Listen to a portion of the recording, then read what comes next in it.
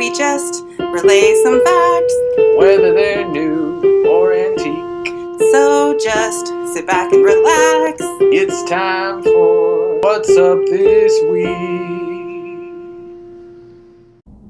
Hi everyone, and welcome to What's Up This Week, your weekly dose of facts and trivia from University Branch Library. This week marks the anniversary of when, on April 25th, 1960, the USS Triton, a United States nuclear-powered submarine, became the first vessel to travel all the way around the globe underwater. Codenamed Operation Sunblast, and with a crew led by Captain Edward Beach, Jr., the mission commenced in the mid-Atlantic on February 24, 1960. Measuring 447.5 feet in length and with a speed of 30 knots or nautical miles per hour, the USS Triton moved around Cape Horn, crossed the Pacific and Indian Oceans, and rounded the Cape of Good Hope. The submarine covered 26,723 nautical miles in 60 days and 21 hours. The voyage began and ended at the St. Peter and Paul Rocks. The major trip was also used to acquire oceanographic information.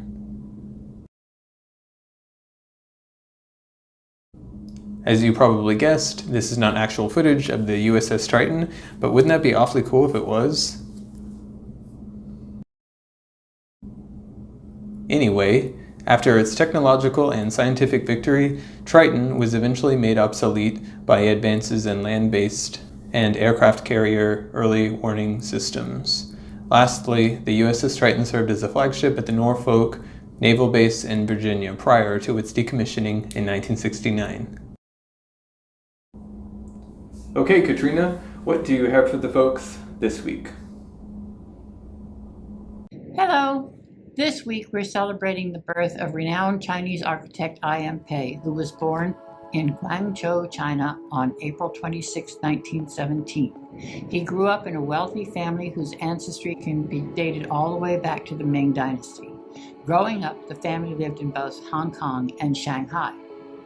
Pei was fascinated with Hollywood depictions of college life, and in 1935 he moved to America to further his education, quickly learning that the reality of college life was not like in the movies.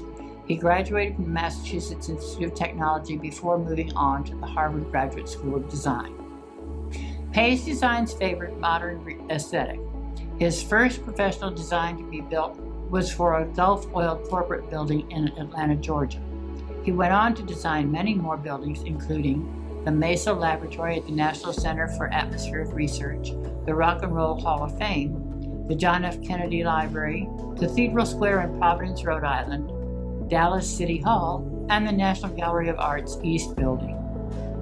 Unquestionably, his most recognizable and famous design is the Louvre Pyramid. When the Louvre wanted to renovate in the 1980s, Pei was interested in the job. He was the first foreign architect to work on the Louvre, and his design was not immediately loved by the public. In fact, most Parisians hated it. But by the time the pyramid was complete, public opinion had softened. Eventually, one French journalist wrote, "The much-feared pyramid has become adorable." Pei's style is most definitely modern.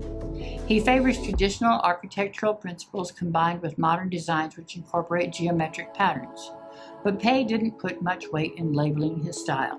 To him, the most important thing about a building is the community it serves. Pei won pretty much every award granted in the architectural world.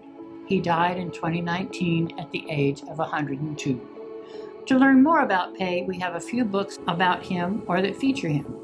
We also have books to help you learn more about the history of architecture. Interested in becoming an architect?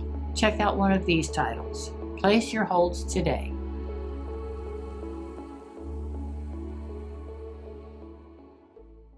What have you got for us this week, Megan?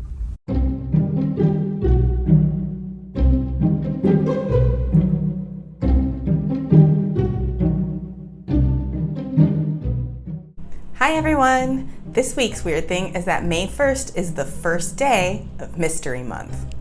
All during the month of May, libraries and mystery lovers everywhere celebrate the mystery genre. Everyone loves a good mystery, and there's so many different types to choose from. Cozies, legal thrillers, police procedurals, detective fiction, hard-boiled mysteries, true crime, and more. There's sure to be a subgenre for everyone.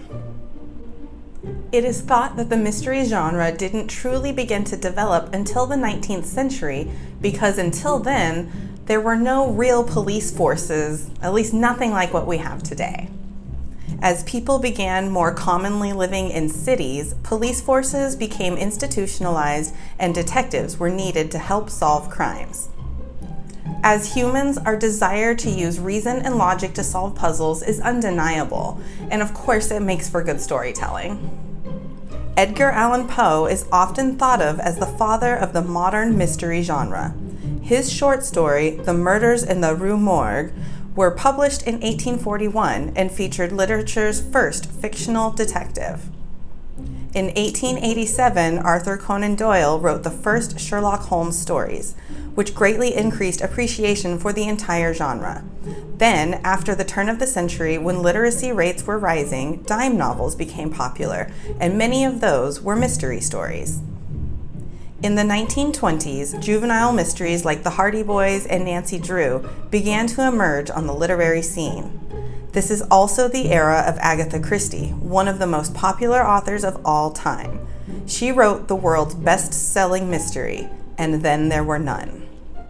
Now, in the 21st century, the mystery genre continues to thrive.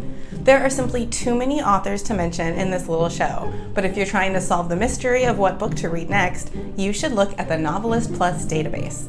This is a resource free to use with your Fort Bend County Library card, which helps readers find book recommendations. You can browse by genres and themes, or you can look up a specific book or author that you love and see suggested read-alikes. You never know what you might discover. If you'd like to learn more about the lives of Poe, Doyle, or Christie, or read any of their works, you can find many of their books in our libraries, along with the works of countless other mystery writers. This is just a small sampling of what Fort Bend County Libraries has to offer.